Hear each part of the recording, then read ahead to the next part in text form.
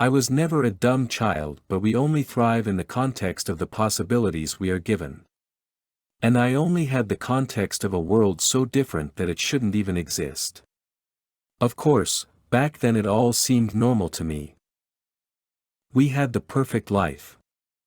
The colorful, bright senses that you normally enjoy as a child before the world turns a few shades darker, or even entirely gray. Before the overstimulation of emotion turns into apathy. That was the biggest fear any of us ever had. Losing the will to enjoy life. For anyone in Red Row, the world stayed just like it does to the eye of a child. Everything was bright and beautiful in our suburban town, and that's all you really need to be happy. At least that's what they said. As to all the suicides, they were another thing we grew accustomed to. Or something we accepted as something perfectly normal from the start. Red Row was a place bursting with emotion, and if you had none, I suppose you didn't belong. It was the overall explanation I received after my brother took his life. He jumped from Red Row Bridge, deep into the lake, and all we had left of him was a note, explaining that he didn't care and that he didn't belong. For everyone else, that was how the story of Miles Millstone ended. Some cried a little, sadness was fine in moderation, and after that, he was quickly forgotten. He was 18 when it happened and I was 17. When he died, we had a big celebration. That is probably what I remember the most, because it was so entirely the opposite of anything my brother ever was. But it was a tradition in Red Row. Mum filled bright red balloons with helium. All the guests each wrote a card about what they loved most about Miles. We filled our home with them. In the garden, people were drinking and chatting while Dad was burning hot dogs on the barbecue. Miles wasn't exactly popular, but still, our garden was completely packed with people whose faces had big smiles plastered on them. Don't get me wrong, they weren't excited that he was gone. While Miles wasn't popular, he was also not despised, rather ignored. He was basically an extra on a film set. The smiles were forced, so were some of the occasional tears. All the emotion was wrong and unfitting, but that's how the people of Red Row said goodbye when there was another suicide. And in their minds, Miles was just that. Another reminder to stay happy. When evening came, all the balloons were brought outside. Every person attached their card, and then they were let go, off into the air to say the last goodbye to another lost member of Red Row. And just like that, Miles was gone and forgotten. To everyone but me. After the last goodbye, or the last hooray, my brother was gone and everything in Red Row went back to being just fantastic. I don't think I even realized the loss of sensation, the lack of emotion, the depression I had slipped into. That was something non-existent in Red Row. I had never learned about the possibility of feeling less or nothing at all. And the less I would feel, the better I would become at masking. When I couldn't find the energy to go to a party or hang out with friends, I would simply make up an excuse, telling them I was busy doing something even more brilliant than whatever they had in mind. My parents were often at work and didn't notice how much time I would spend being alone at home, doing absolutely nothing but staring at the wall, sleeping, going from eating anything I could, to nothing at all. People described me as charismatic, fun, and outgoing. The complete opposite of my late brother. I don't even think I realized how close and similar I actually was to Miles until I started finding his notes. Shortly after the funeral, my parents had filled boxes with all the things my brother had owned. Every sign of my brother ever existing was neatly folded and stuffed in cardboard boxes. Everything he owned was bleak, and after all, that did not belong. I remember wondering how an entire life can fit into something as boring and irrelevant as cardboard. What are we gonna do with his stuff? Bring it to the attic? I asked. Mum laughed. Why would we do that? It's just junk. We'll throw it out. Junk? I asked, surprised at the carelessness in her voice. Rubbish, trash, unnecessary clutter, she responded with a half-smile and wide-open eyes.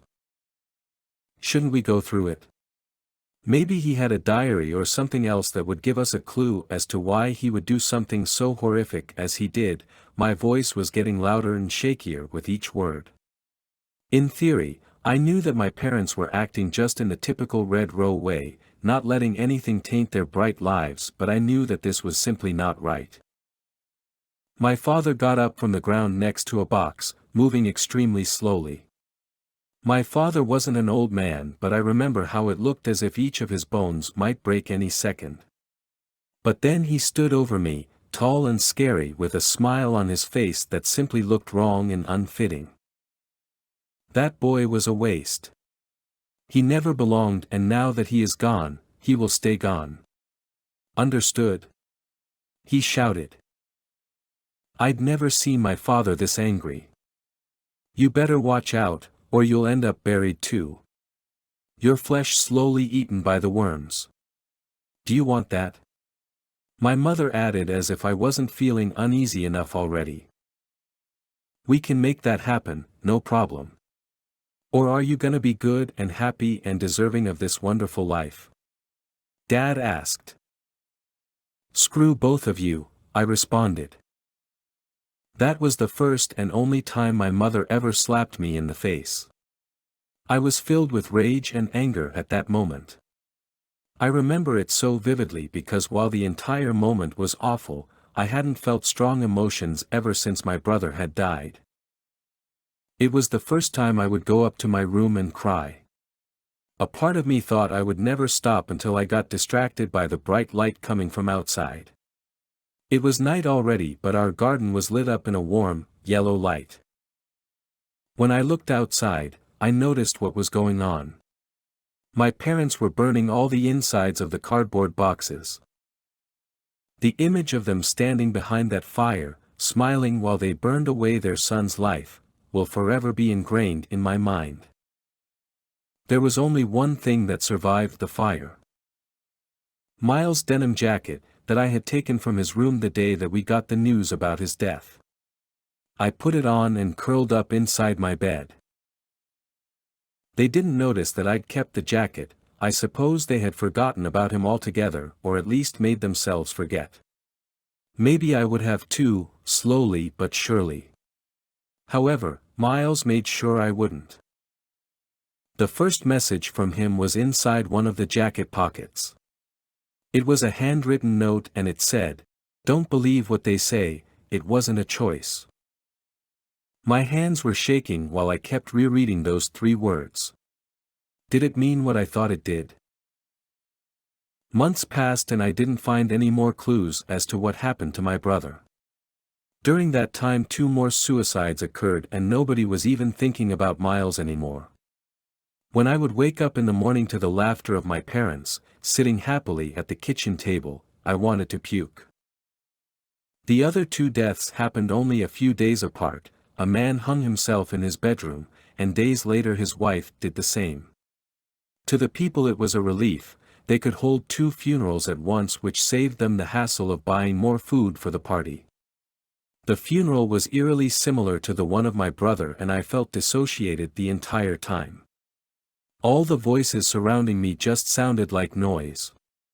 At least 4 people came up to me to ask why I was acting so odd and I couldn't even find the motivation to answer them or fake a smile. On our way home, my parents kept picking fights with me but I simply ignored them. All I wanted was to lock myself in my room and put on the denim jacket that was slowly losing his scent. I'd left the note inside of it and every time I would put on the jacket, I would read it again. That's what I was about to do that night, but to my surprise, the note had something else written on it now. Max. You need to be careful. They are watching. Act fine. My heart was beating so fast that I thought my chest might break open. I wore the jacket before we left and my parents couldn't have been here as we had left together. And on top of it all, it looked like his handwriting. I had never been scared of my parents before, the only time that got close to that was the night of the fire, but now I couldn't believe that I was wondering whether they had murdered their son. While another part of me had a spark of hope that he might be alive. And hope was something I hadn't felt in a really long time. More months passed, but this time I felt more active than ever before. I needed to be a part of the community if I wanted to understand it, and so I started being social again. It took a while to force myself to do so, and it didn't always feel great, but the curiosity I was feeling had given me quite the push. "Wonderful afternoon, neighbor, how's it going?" Mr. Anders called from next door when I walked out of the house that day. "It's going great," I called out as excitedly as I could. "How about yourself?" "Oh, just fantastic." He was watering the plants on his lawn, or rather drowning them, but he didn't seem to care. He didn't care that his cousin had died just a week ago either. "My niece is giving birth soon, so what does it matter?" he joked back then. The door of his house opened and his son came outside. Benji was in the same year as Miles, but he was the complete opposite of my brother. He was president of at least 4 clubs, was friends with pretty much everyone, and never had anything negative to say about anyone. My parents adored him. When we were little, Benji, Miles, and I would sometimes play together, but that felt forever ago. "Hey Maxie, what are you up to?" He walked up to the tap and closed it off. "Just going to the mall to get some guitar strings," I said, and then with a smile added, "I'm just really feeling like playing some music." "Awesome, mind if I join?" I couldn't think of anything I'd want less, but I nodded and lied about how wonderful that would be. "Doesn't it kinda suck that people don't appreciate how good life can be?" he said out of nowhere. I'd never heard him say suck before, which was probably even more surprising than the question. Although that seemed rude too, considering I knew for a fact that he was speaking about my brother. "You know, I don't even think I was ever sick before. Do you? Nobody is poor or hungry. We live in paradise. What more could there be to life?" he continued. "Nothing, it's great," I mumbled. Benji stopped walking and I swear that his face turned serious for a second. "Well, then why are you like this? People can tell if you're not appreciative, you know." I frowned for a second but washed it off quickly. "Why the sudden interest in my life, Benji?" I couldn't even hide the cynicism in my voice. "Oh, I care about everyone. And I just don't want to see more people leaving us, you know." "Right. Besides, you'll turn 18 soon. You'll basically be a real member of society then, that's huge." I hadn't even thought about my upcoming birthday. "Yeah, that's pretty crazy." Benji nodded. "Oh shoot, I just remembered I promised to pick up my cousin from the doctor's. You mind if I don't come all the way to the mall with you?" I didn't care for him to come at all, walking next to each other was annoying enough. "Of course not, buddy, go ahead." He came in for a hug. His face was so close that I could feel his breath, and then he started whispering, almost inaudibly. "We know you're faking it. You won't be safe for long." He took a step back, winked at me, and turned around to leave. I couldn't shake off the goosebumps until I made it to the mall. When I went back home, I was still thinking about Benji and wondered if he had something to do with the death of my brother. When I saw the light from his window and him standing right behind it, I quickly looked away and made my way inside our home. My room had been locked, and the jacket was placed neatly right at the spot where I had left it, but sure enough, there was a new note. "I know I didn't show it very well, but I have always cared about you." So far I had tried to think of logical explanations. Dead people can't leave notes after all. Something awfully strange has been happening since his death, and I'm pretty sure my brother was trying to warn me. On the day of my 18th birthday, I was tapped out. I had spent all the energy inside of me to act like the perfect Red Row resident, but it was all getting too much. I tried to think about Miles, I tried to be critical of everything happening without getting anyone suspicious, but eventually, my mind couldn't do it anymore.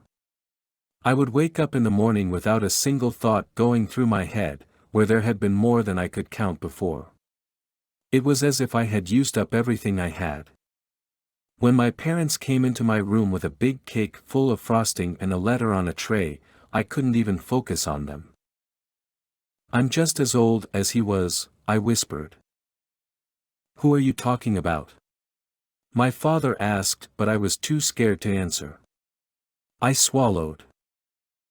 "Thanks, Mum and Dad. This is great," I said, but the corners of my mouth wouldn't move up. Mum looked at me, with disgust in her eyes. "We knew you were a waste too. You had so much potential," Dad added. "What are you talking about?" Mum sat down at the edge of my bed. Her long nails were digging into the wooden frame. "Look, sweetie. I know this might sound harsh. We love you with all our hearts, but we understand that not everyone can appreciate when given everything. It's not your fault," my father continued. He tries to sit as well, but his bones were moving even stranger than the other day. "Being born in Red Row is a blessing.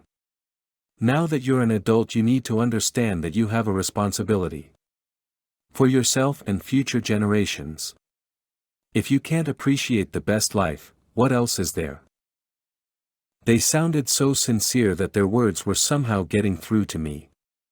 If this was the best there was, how could I ever feel better somewhere else? Have you ever wondered that maybe you are the problem? I didn't even remember planning the party, but all my friends, all our neighbors, and even more people were there. Everyone had brought presents and they were in such a cheerful mood. Until I came down the stairs. All heads immediately turned and all eyes were glued to me. At first, I thought they might recognize that I was wearing the denim jacket. Nobody said a word. It looked as if they weren't just looking at me but observing. "Are you enjoying the life we've given you?" a voice said that didn't belong to either my mother or my father. It was coming from a random neighbor. I nodded, unsure how else to react.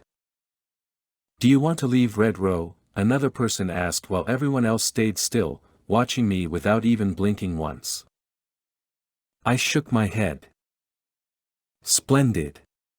Because you can't."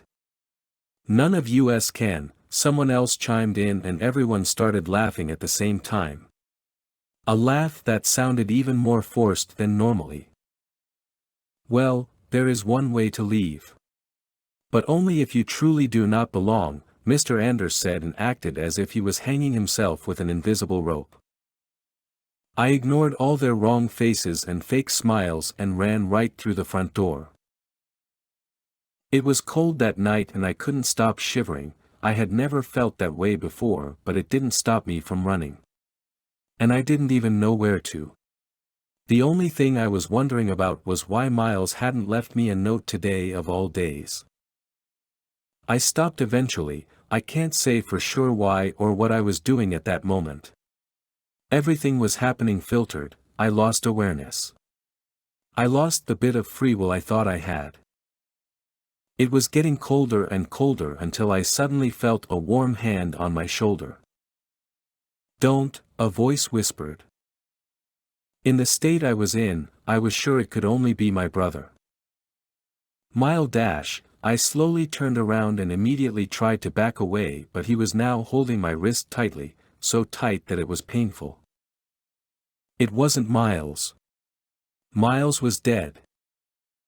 "Let me go, Benji." I shouted, but he didn't. Instead, he pulled me closer.